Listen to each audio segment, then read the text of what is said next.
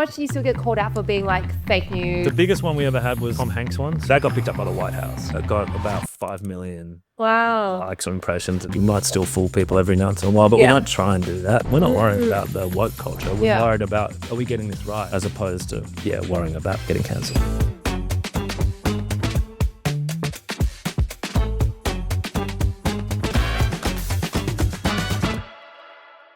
How much do you still get called out for being like fake news, or like people actually take you seriously and think it's news and they don't get it? It's pretty rare. The biggest one we ever had was the Tom Hanks one. So it was March 12th, 2020. And that was the day they cancelled, I think they cancelled the NBA, and Trump came out and gave a deranged speech.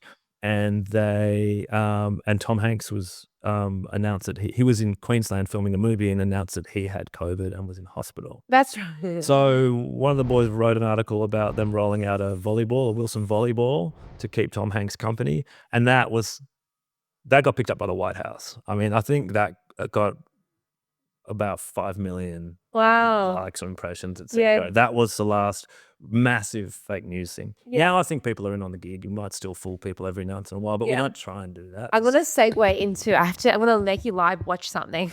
Oh yeah, this is. So did you know we got featured in Batuta? We got a mention, and there's big fans in our office. Oh really? Oh, so I was like, it can't be a coincidence. And then my husband was like, "Oh, you're gonna be funny if you call them out for fake news." And then I just wanted to see how many people were actually like. I was like, it'd be funny if how many people would think I was legit. And we actually did have quite a few comments being like, "Oh, do you know?" It'll be in the comments. This is some fake news if I've ever seen it. I can't believe this random online news site has taken our name. That's literally a name that I made up 12 years ago for my business. It's a made up word. It doesn't mean anything. Like, they've clearly taken it from us. And it's so defamatory. I don't know how you're associating my brand with Prosecco and bush doors. Honestly, I wouldn't even call this news or journalism. But whatever it is, it's fake as news. Well, Batuta, I've taken your name and I've made it one of our dress names. You can even wear this to a bush doof. So checkmate. Anyway, I was like, oh, we're in the zeitgeist. She's your biggest fan. Oh, really? Yeah, she's a massive fan of you. She was so excited. Oh, we love her. Yeah. Oh, we should do a collab. We love doing merch. If you want to do a bit of merch, we'd do it with you. We could have some fun with that. That would be sick. Oh, you heard it here first. That would be so awesome. Yeah, let's do it.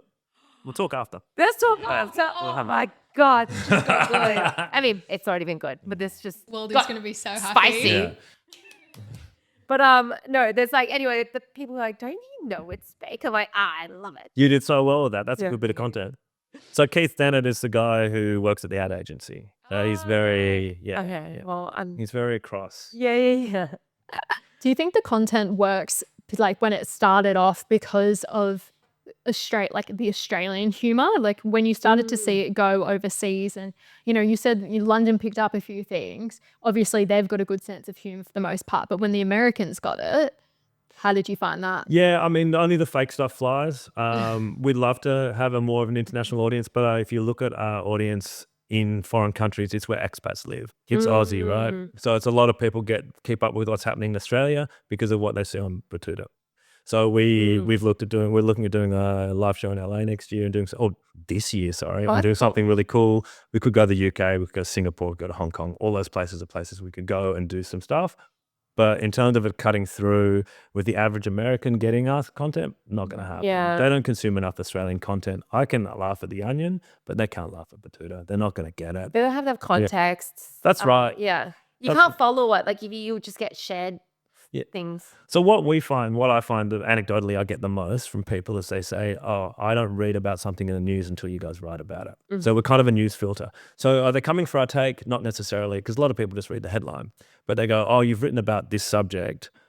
It's big enough that I should go look at it. I mean, whether your news source is The Guardian, AFR. TikTok. Actually, I like news, TikTok and...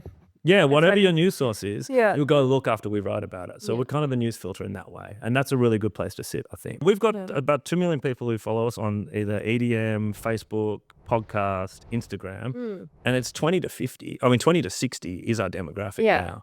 So if you want to hit something broad across, you come to us because we can do that. We can hit a very broad demographic. So that's, again, a part of the value of what we do. Going back to the like navigating cancel culture, because I just rewatched Tropic Thunder over the weekend, right? And you're like, and then I was like, and I haven't watched it since it kind of really came out. And then I went down this YouTube hole of like being like, how badly did it get canceled? Like, how's it? And and going down a rabbit hole, but like, Robert Downey Jr. was just like, well, they didn't understand that it's like, people don't understand it's satire, and it's like, I'm making fun of the people who are ignorant, right? Which is what you're doing. But like, now that we have to be a lot more careful, like, how much harder are you finding it? I think we don't worry about woke culture. We more worry about, are we getting the tone right? So something like Clancy did the Uncle Tony X series, which was basically when Tony Abbott named himself as the Aboriginal Affairs Minister, and just did a whole bunch of stuff basically lampooning Tony Abbott becoming Uncle Tony. But he ran so much of this, every bit of content he ran by friends he's got in the Aboriginal community, whether it's Nakia Louie or whether it's Briggs or someone like that, or Yazzie Boy, people like that, just to go, hey, is this okay? Is this right? Am I on point with this? Or they're coming to him and going, man, I can't believe what we're hearing here. So it's about also putting in the time and the thought. We're not worried about the woke culture. We're worried about, are we getting this right? And are we actually speaking to this in a correct way, as opposed to, worrying about getting cancelled. And then, I guess it's just about being educated, because I think, I was thinking, how are you guys still standing out as well as you are in a culture where we can literally upload a funny meme or a joke or something satirical off our phones in this very moment? But I think where there's quite a big, lapse is where the education comes into it. And that's like you're fact checking yourself. So if people don't get it because they don't have that education behind them, you can go, well, you can tee off on them, right? Yeah. So that gives us some more conversation and engagement as well. Correct.